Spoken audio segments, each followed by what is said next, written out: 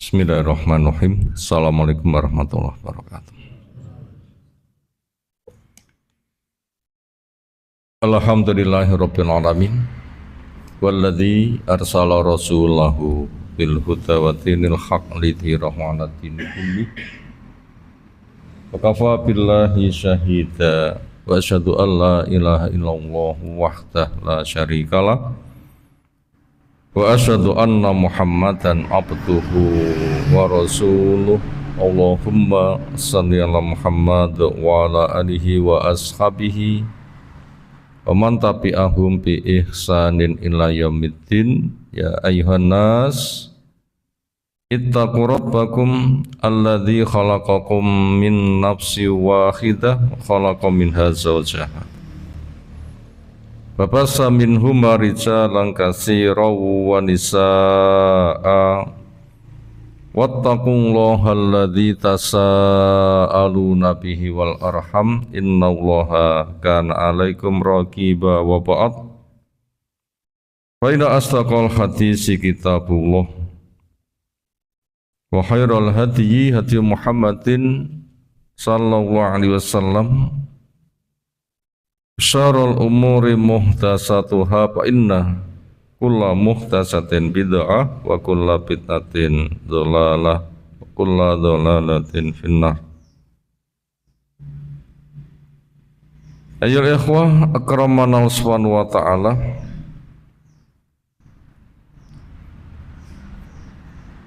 Insyaallah kita lanjutkan taklim kita di pagi hari ini. Pertama mengkaji kitab Syarhus Sunnah. Keterangan apa itu yang disebut dengan sunnah. As-sunnah, sunnatur rasul, al-islam. Tiga kata maknanya sama. Buku karya tulis Al-Imam Abu Muhammad Al-Hasan bin Ali bin Khalaf Al-Barbahari rahimahullahu ta'ala. Masih kelanjutan poin yang ke-90 tentang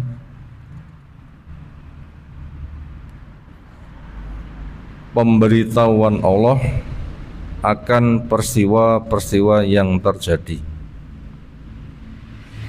di mana salah satu nama Allah adalah Al-Alim, Zat yang maha tahu,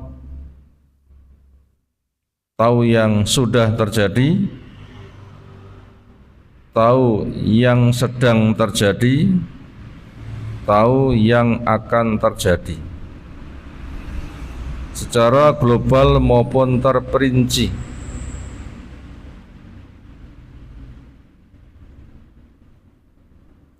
Termasuk cara memahami iman kepada takdir dengan mengakui Allah zat yang maha tahu. Itu pertama,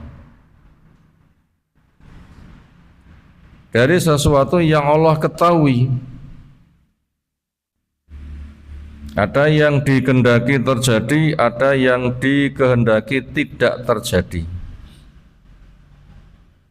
Allah punya hak berbuat yang dikehendaki. Yang ketiga, di antara yang Allah kehendaki terjadi ditulis.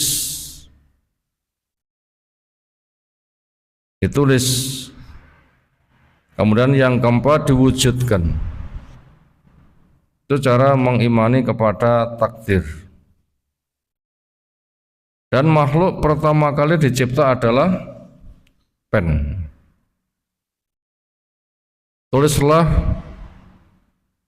maqadira kulli syai', ketetapan takdirnya segala sesuatu.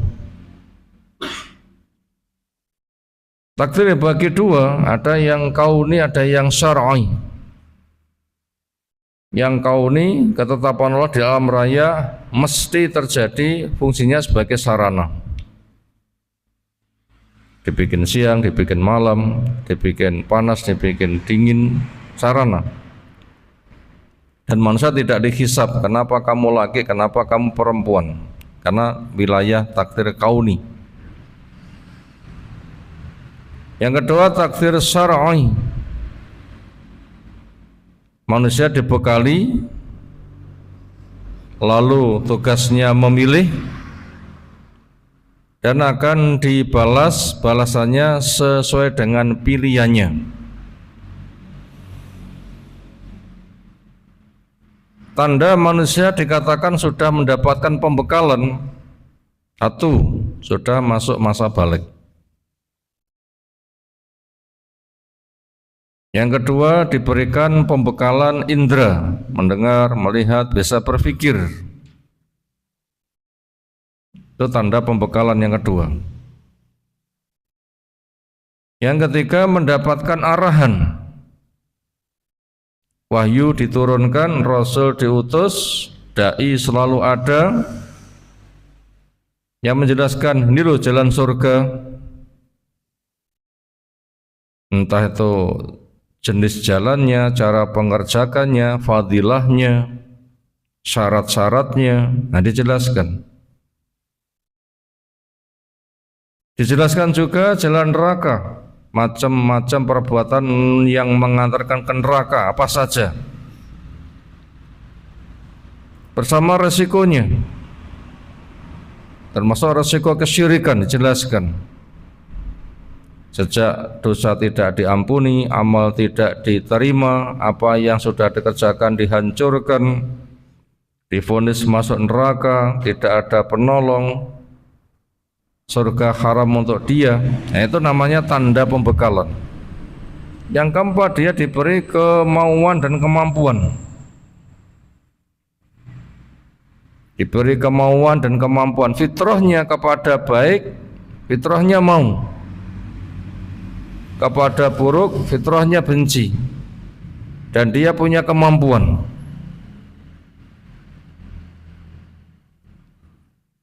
Semisal sarapan, ini nasi basi, ini nasi hangat, yang dimaui nasi hangat, basinya dibuang. Surga diambil, neraka dibuang, dan dia punya kemampuan. Setelah itu tugasnya memilih.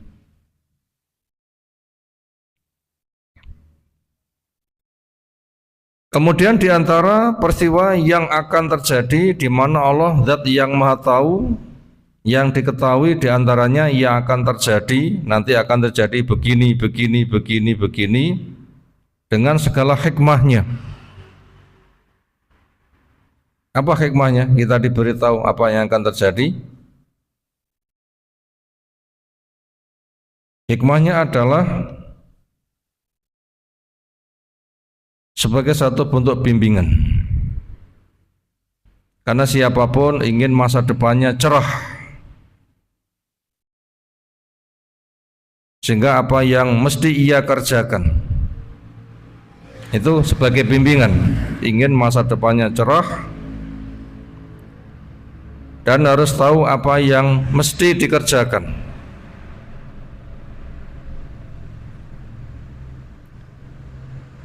Itu hikmahnya sebagai pembimbingan supaya manusia selamat, tahu apa yang mesti ia kerjakan.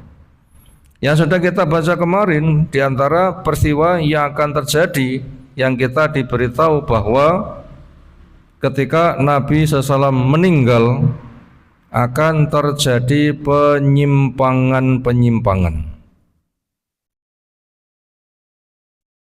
Sampai umat pecah menjadi 70 lebih. Dulu Yahudi pecah jadi 71, Nasara menjadi 72, umat ini 73, dan kata 73 bukan pembatasan.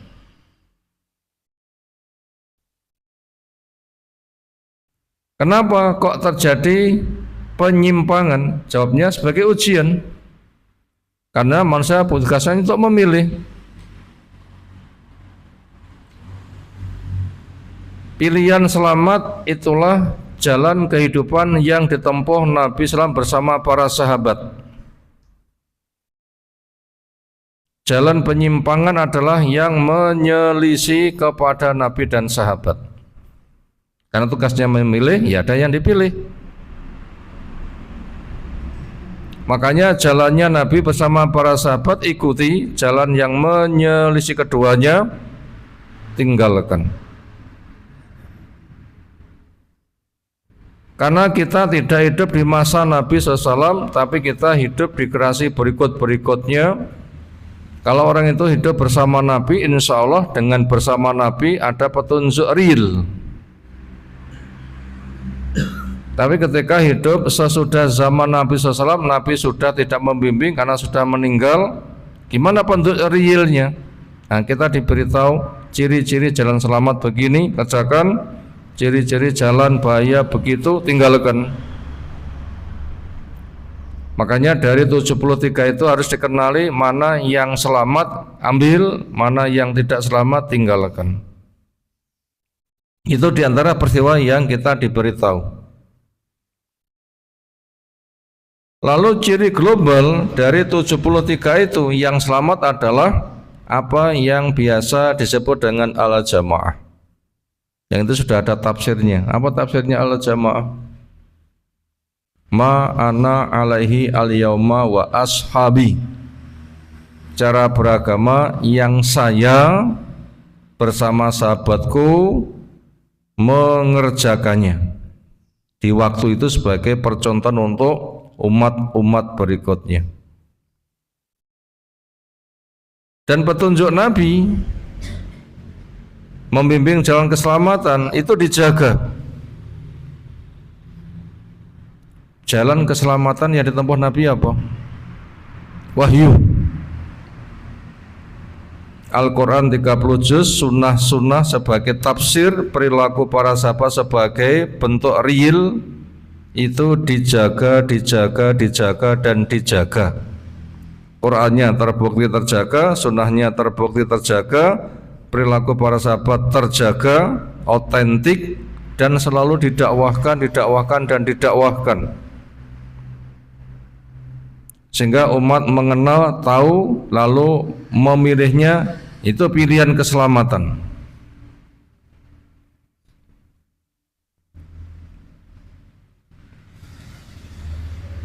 Makanya yang menyelisih kepada keduanya tinggalkan.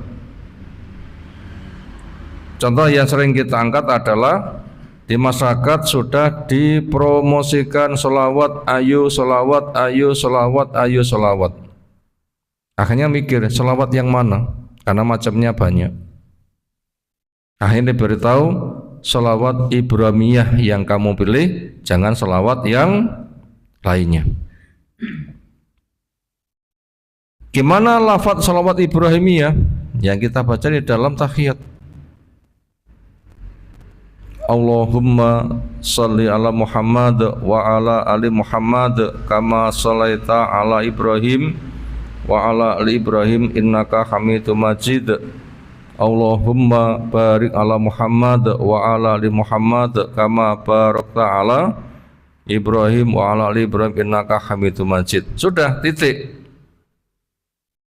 Makanya kalau ada selawat-selawat lain yang tidak seperti itu, yang enggak diajarkan Nabi, nah itu yang ditinggalkan. Namanya selawat Badar, namanya selawat Tibul Qulub, namanya selawat Tijani, namanya selawat Nariyah, namanya selawat Jibril, namanya selawat apalagi namanya. Nah itu tinggalkan. Kenapa? Tugas kita memilih.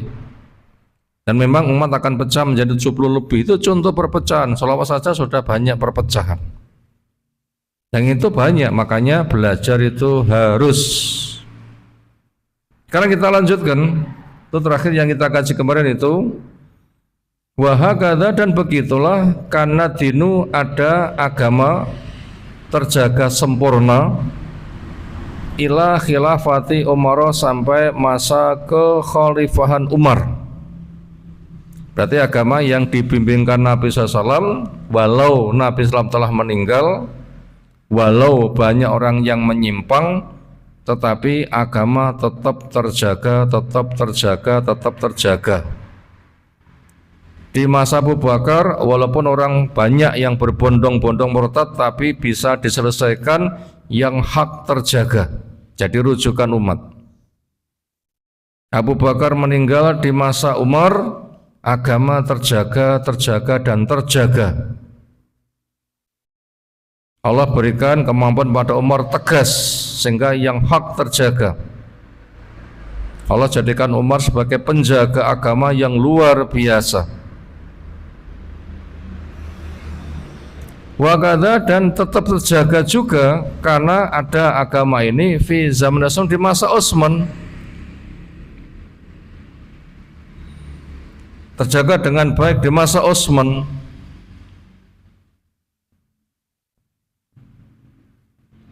Sehingga ketika orang merujuk mudah, bisa dibilang ahli ilmu sunnah di waktu itu berserak-serak, sehingga umat tercerahkan mencari kebenaran mudah. Falamma qutila Utsmanu, maka tatkala Utsman radhiyallahu anhu terbunuh, ja'al ikhtilafu wal bid'ah, datang berbagai macam penyimpangan dan bid'ah-bid'ah. Siapa pelopor penyimpangan? Utsman dikatakan sebagai benteng punuk, artinya bentengnya runtuh. Benteng pertama kali yang digugurkan adalah Umar. Tapi walaupun Umar benteng yang kokoh diruntuhkan di masa Utsman, Allah masih menjaga. Allah jadikan Utsman penjaga yang Allah kokohkan agama ini. Ternyata Utsman juga dibunuh. Siapa membunuhnya?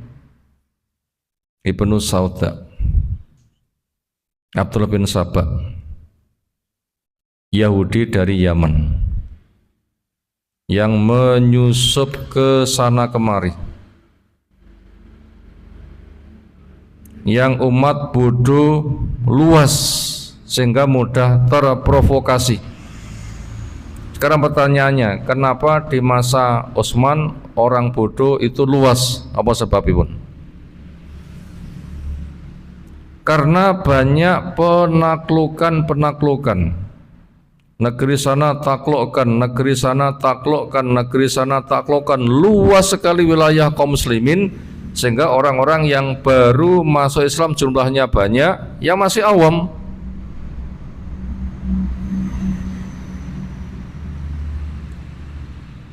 Maka dengan keawaman ini ada tokoh yang menyimpangkan.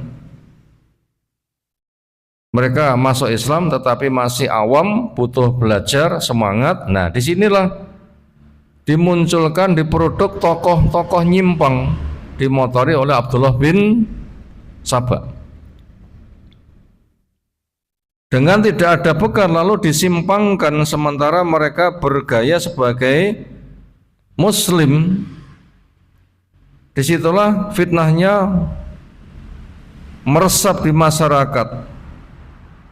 Penyimpangannya adalah membuat kesan jelek kepada Utsman.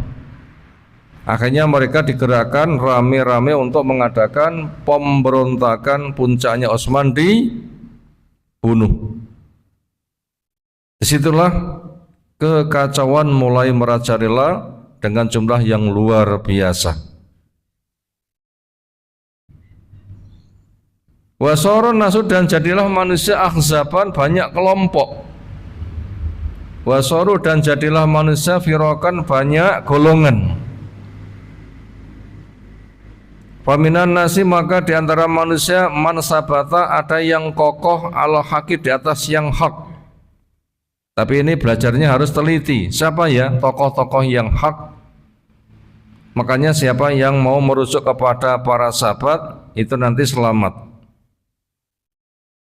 Indah awali taghyir, ketika mulai ada perubahan.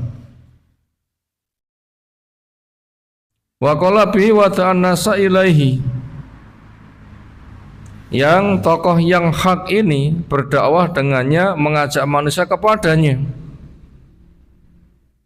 Fakanal amru mustaqiman, maka perkaranya masih lurus. Inilah yang dimotori oleh Ali bin Abi Thalib,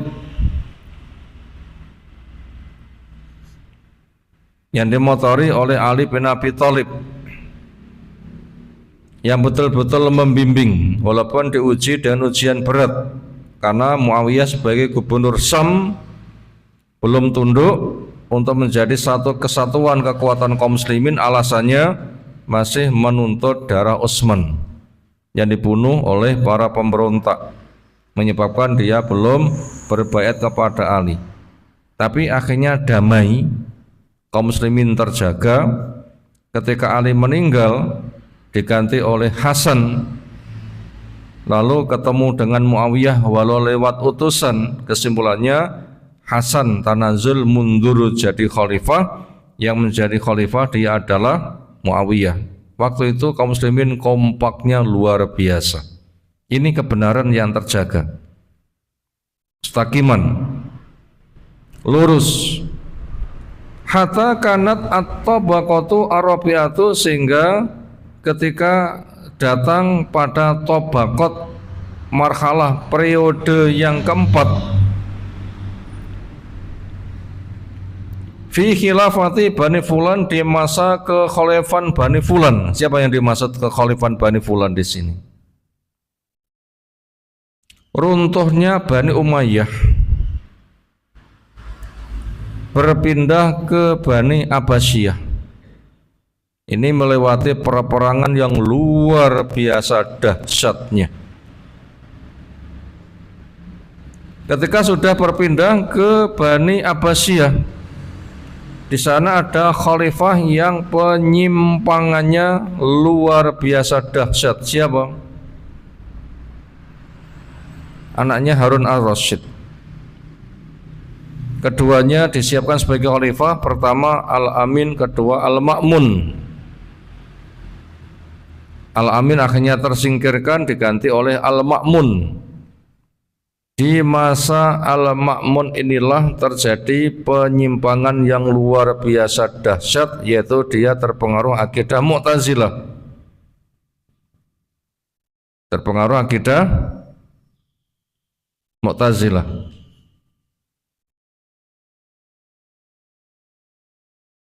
Yaitu yang uzlah, meninggalkan sunnah.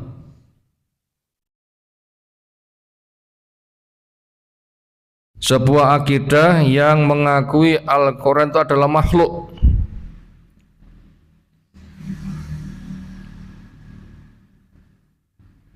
Akhirnya siapa yang mengatakan Al-Quran itu firman Allah, maka mendapatkan siksaan keras, dan banyak yang tidak kuat, maka ada yang pura-pura murtad. Di masa itu yang tegar adalah Imam Ahmad, sehingga disebut sebagai Imam Ahlus Sunnah, sehingga mendapatkan siksaan dahsyat, tetapi tetap tegar, tidak berubah. Umat sedang menunggu apa fatwa Imam Ahmad. Ternyata fatwanya tegar, tegas. Al-Quran firman Allah, bukan makhluk.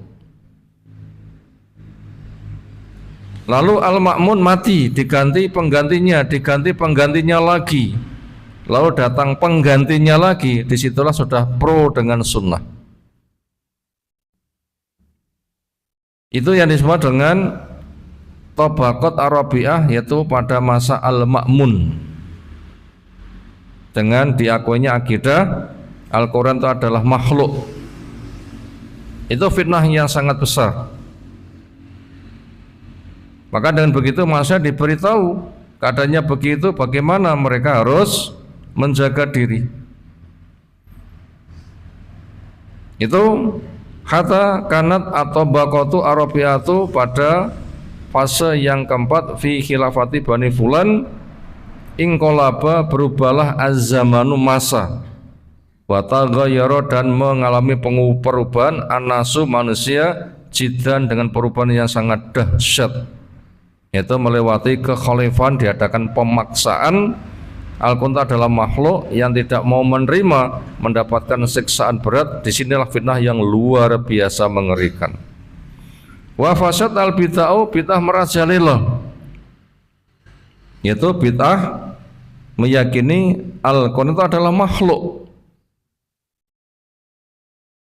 sehingga sudah tidak dijadikan rujukan. Berarti itu makhluk, saya makhluk, kenapa saya tunduk kepada dia?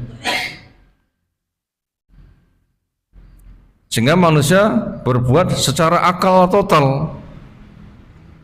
Disitulah dominannya pemikiran filosofis, filsafat. Bagaimana dasar pemikiran filsafat? segala sesuatu berdasarkan dugaan. Diduga benar, ternyata nggak ada bukti, kebenaran tidak ada. Yang ada adalah apa yang dikatakan logis, cocok dengan akal.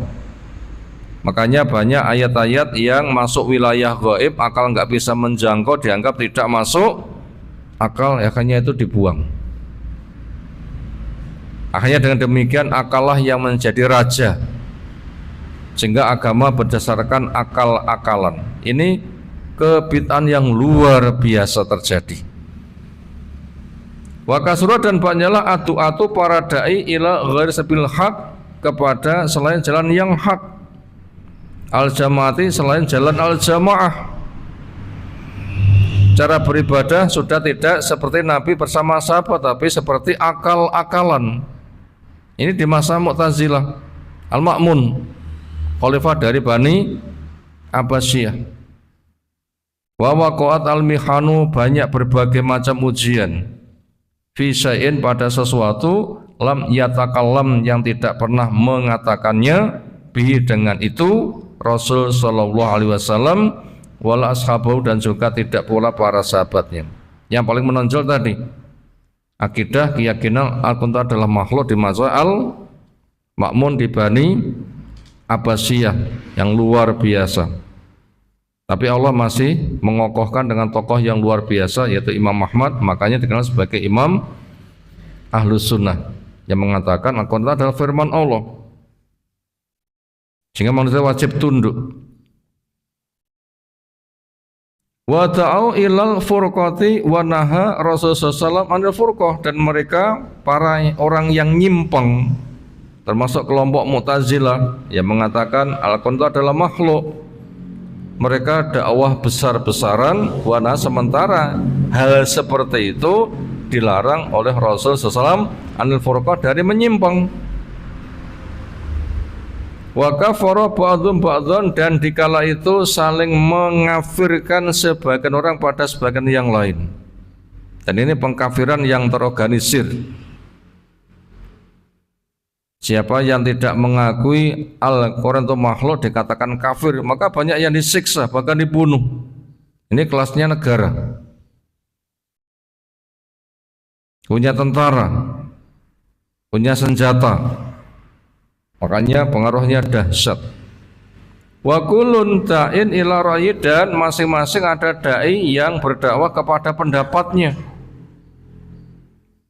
Wa ila takfiri man khalafu, dan kepada pengkafiran kepada orang yang menyelisihinya. Fadhalla al-jul, maka sesatlah orang-orang yang jahil.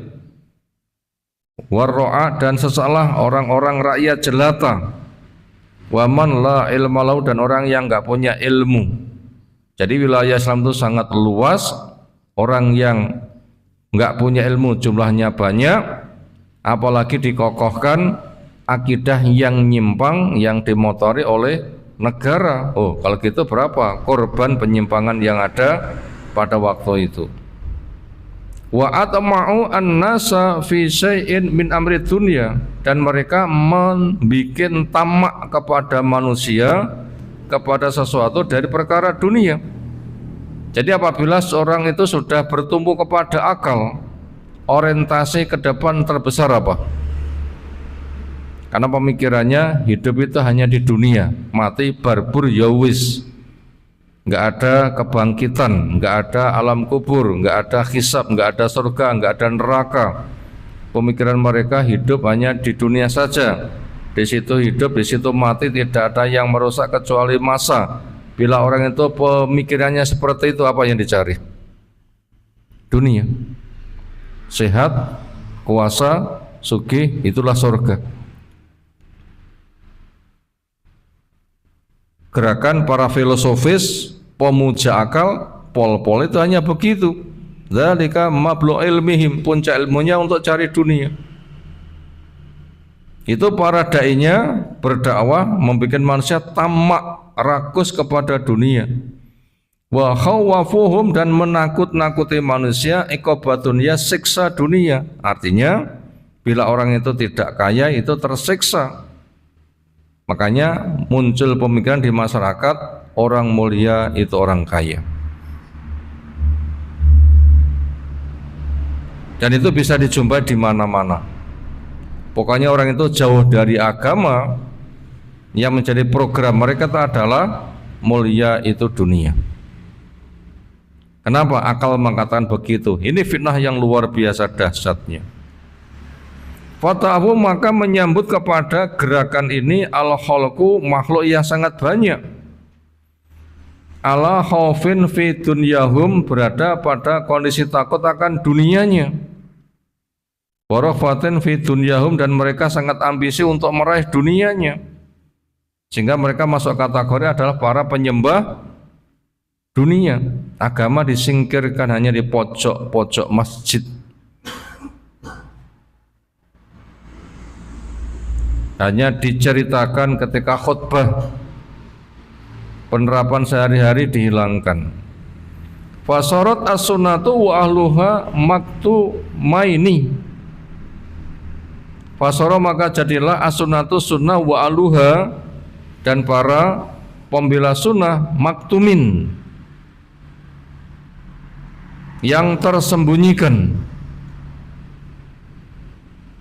Bahkan ketika yang sunnah, yang tauhid dengan manhaj yang benar itu disiarkan, itu diisukan dengan isu yang mengerikan.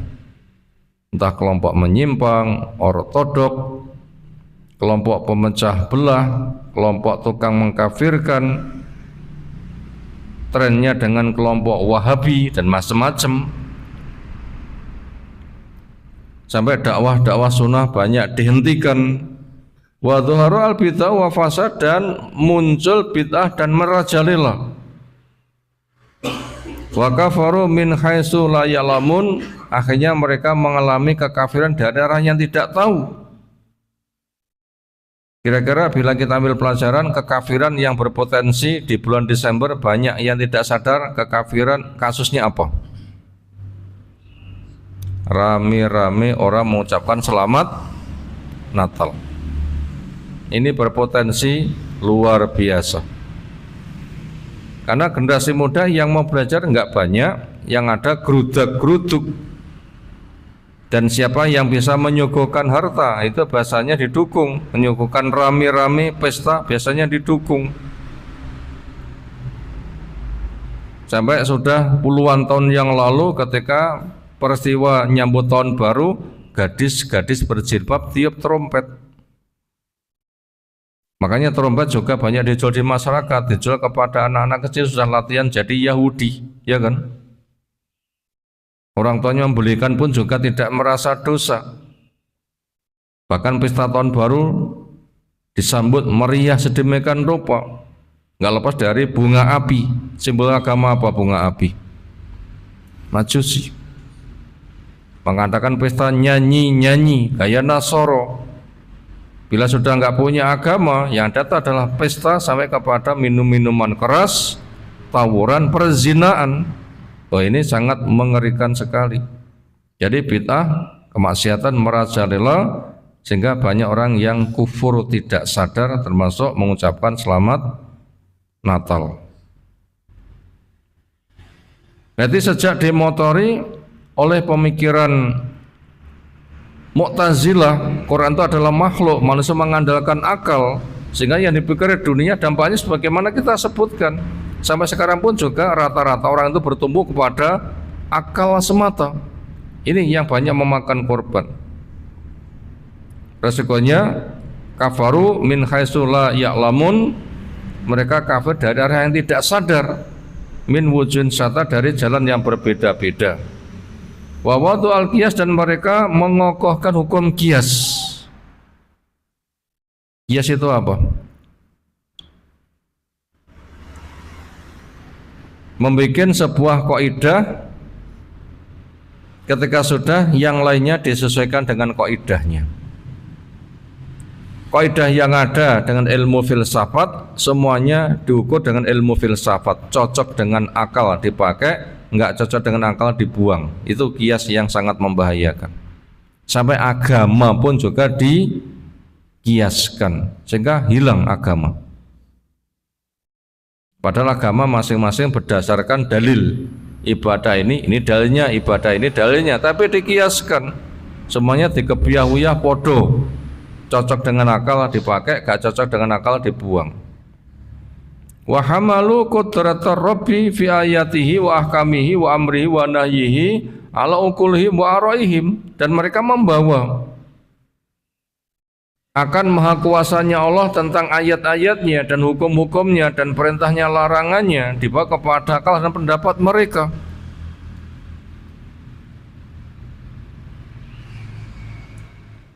Sehingga muncul juga kelompok Qadariyah.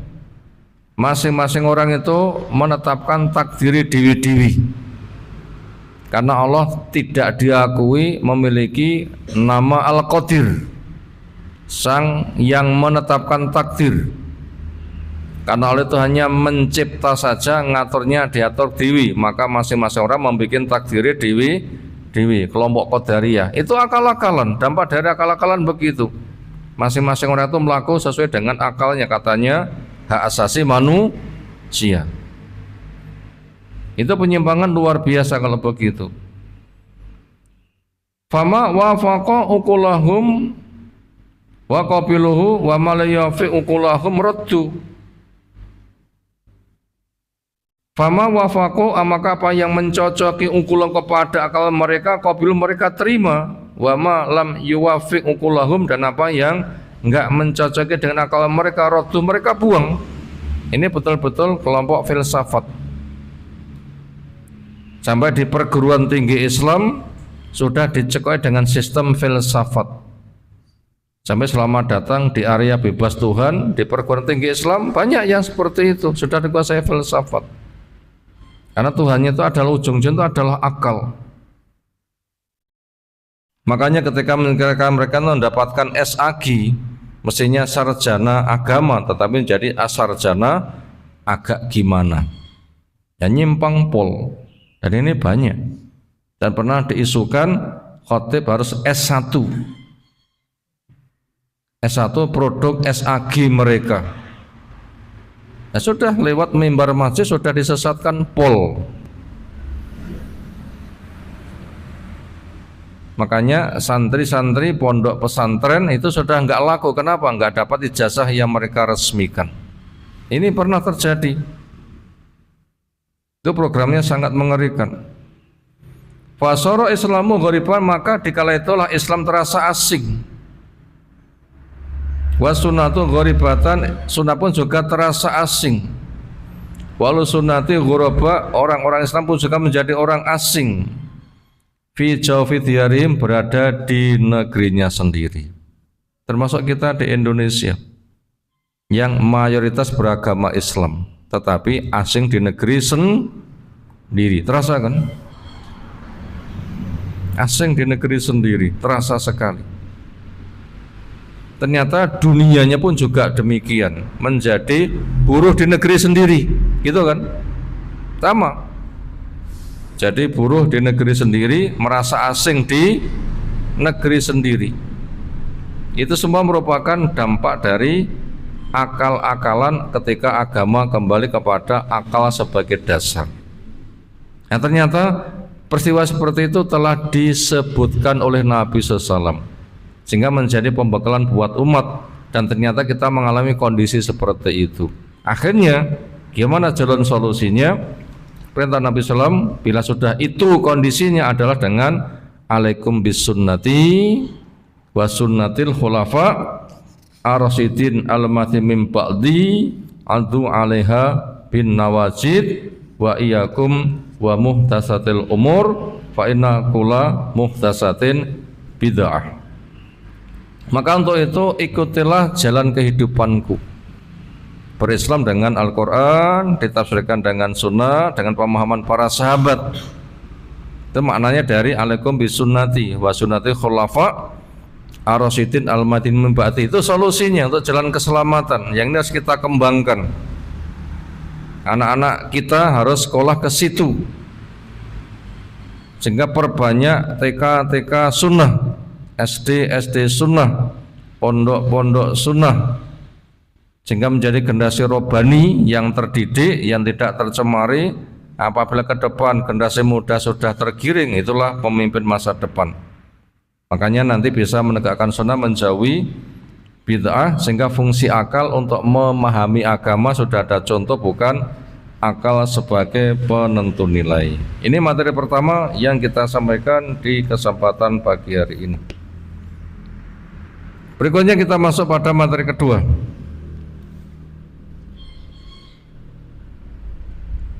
Kitab Fikih Al-Wajiz oleh Syekh Abdul Azim Badawi hafizahullah ta'ala.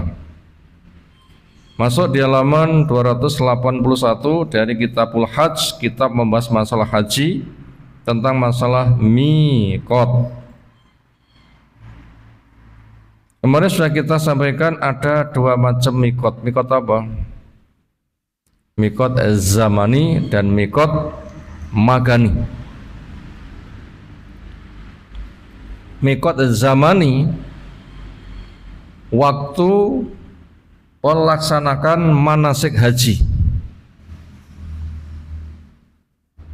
Kalau miqat makani, tempat di situ orang start melaksanakan manasik haji.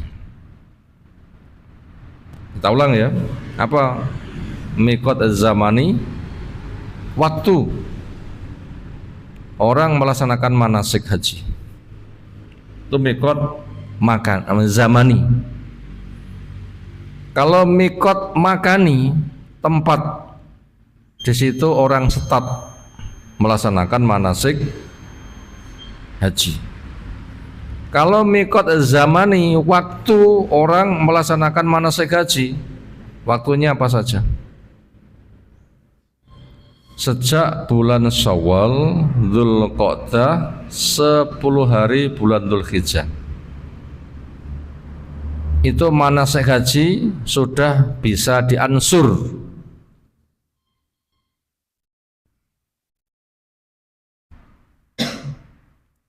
Bila sudah masuk bulan Syawal, siapa yang melaksanakan haji, untuk penduduk setempat hajinya haji ifrad, maka tawaf kudum umrohnya dikerjakan duluan, dan nanti disempurnakan mulai tanggal 8, dan ngangsurnya sejak dari Syawal boleh. Yang hajinya haji tamattu, berangkat tidak membawa binatang yang disembelih, maka berangkat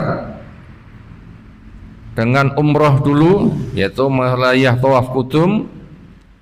Selesai sa'i Safa Marwah, sudah putus ikatan, santai berarti, dan nanti memulai lagi tanggal 8 untuk sempurnanya haji.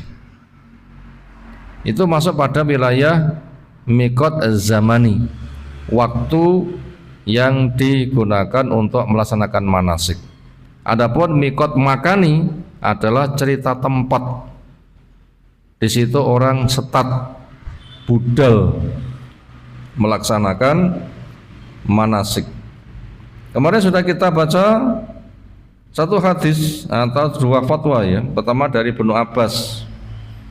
Isinya Allah menentukan miqat makani untuk penduduk Madinah, namanya Dzulkhulaifah.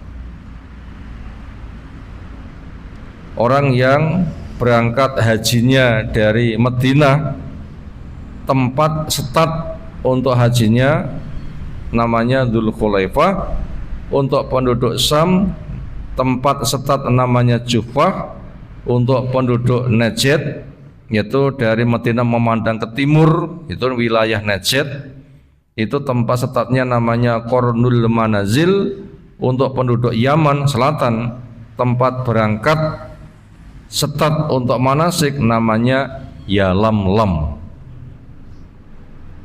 Yang beliau katakan tempat-tempat itu untuk penduduk setempat dan orang yang lewat tempat itu. Lalu orang yang berada di tempat itu atau sebelumnya di situ start. Lalu orang yang berada sesudah tempat start, di mana miqatnya? Jawabnya dari rumah. Orang berada di Madinah, Setatnya jalan ke selatan dulu 10 kilo. Namanya Dzul Khulaifah atau Bir Ali. Itu dari Madinah ke selatan dulu. Lalu bagaimana penduduk yang berada sesudah mikot? Apakah mundur? Enggak, tapi dari rumahnya. Enggak usah sudah naik kemana gitu, tak mundur, enggak usah. Dari rumahnya masing-masing. Orang yang berada pada wilayah haram, nah, keluar dari wilayah haram, di situ setatnya. Itu namanya mikot. Tapi untuk kasus kita, kayaknya kita seringnya bangsa Indonesia ketika berangkat haji di budal ini dari mana? Seringnya dari Madinah. Masalah mikot ini kembali kepada ikut panitia. Nanti dilewatkan oleh panitia lewat mana? Apa dilewatnya Madinah atau dilewatkan Yalamlam atau dilewatkan Kornul Manazil atau dilewatkan Suha, itu tanggung jawab panitia. Dan tentunya ketika naik pesawat nanti akan diberitahu ketika di atas mikot, di situ manusia itu harus menihlalkan, mengucapkan kata pertama untuk hajinya. Karena hajinya itu adalah tamattu, berarti umroh mengatakan labbaika Allahumma bi umrotin, ya Allah ku panggilanmu dalam rangka program umroh. Itu dibaca ketika berada di atas mikot, ketika pesawat melaju. Tentunya diatur kecepatan melajunya berapa, pemberitahuan sebelumnya diupayakan ketika berada di atasnya. Di situ sudah ada ucapan labbaika Allahumma bi umrotin. Mikotnya ada di situ. Mikotnya ada di situ.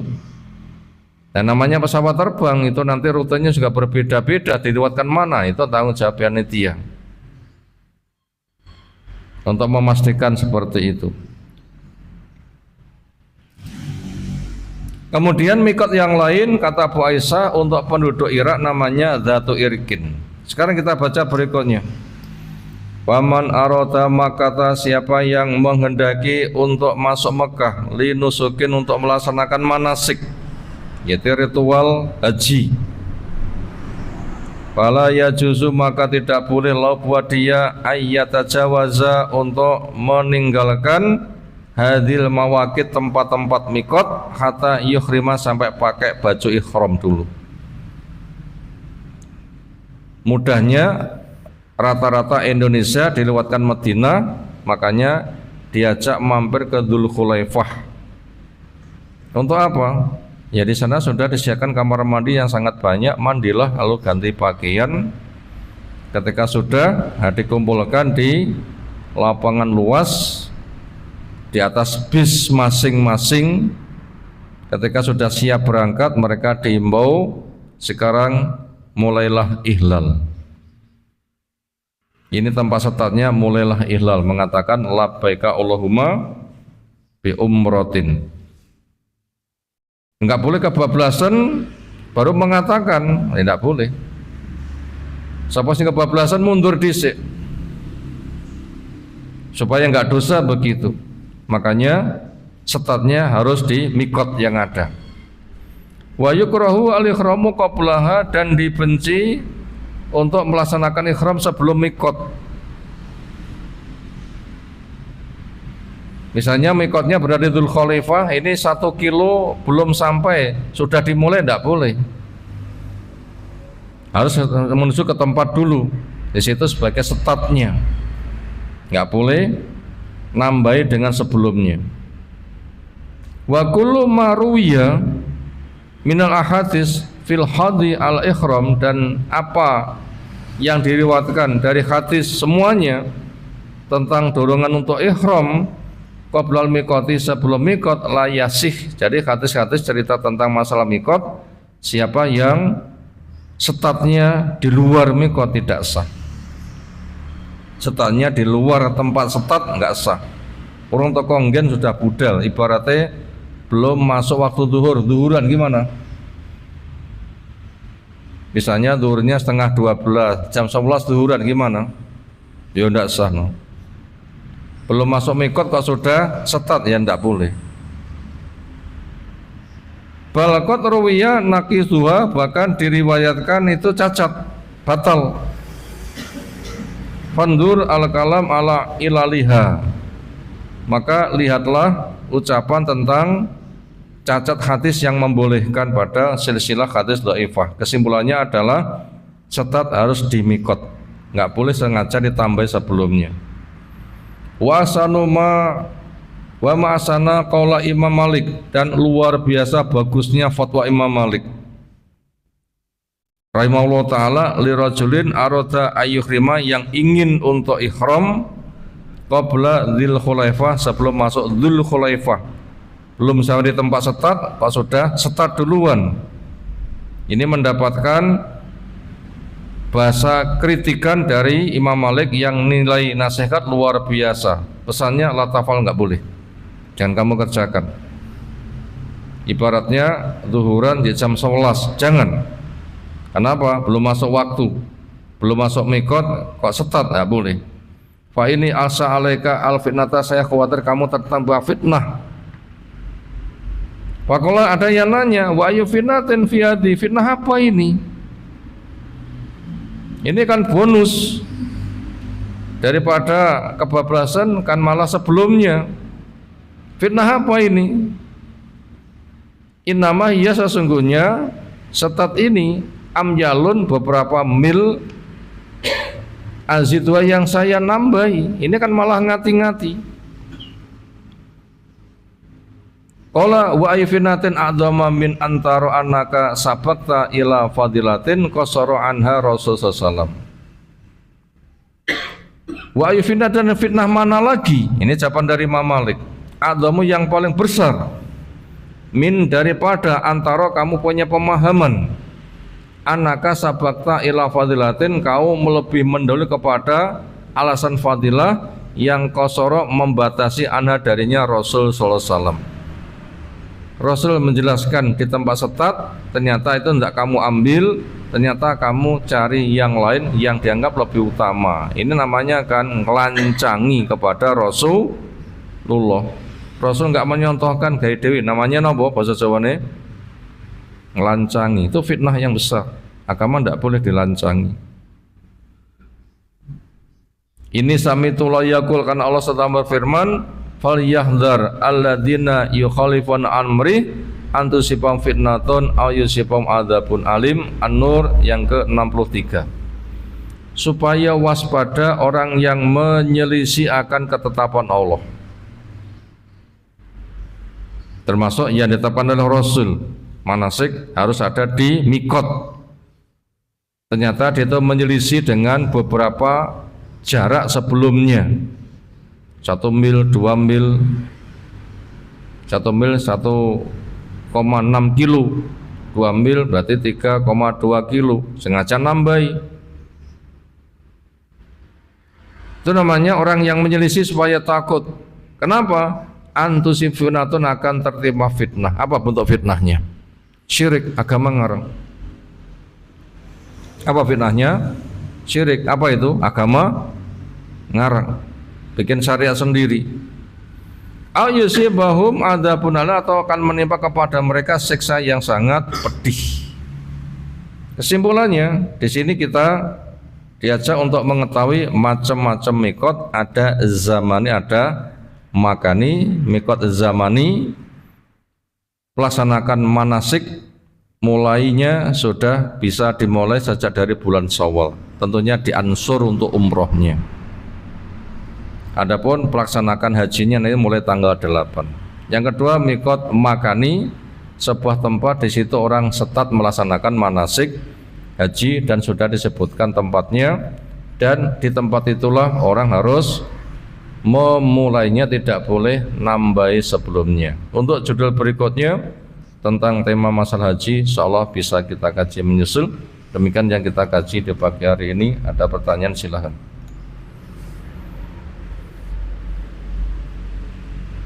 Bila nggak ada, kita cukupkan. Subhanakallahumma bihamdika, asyhadu an la ilaha illa anta, astaghfiruka wa atubu ilaik. Assalamualaikum warahmatullahi wabarakatuh.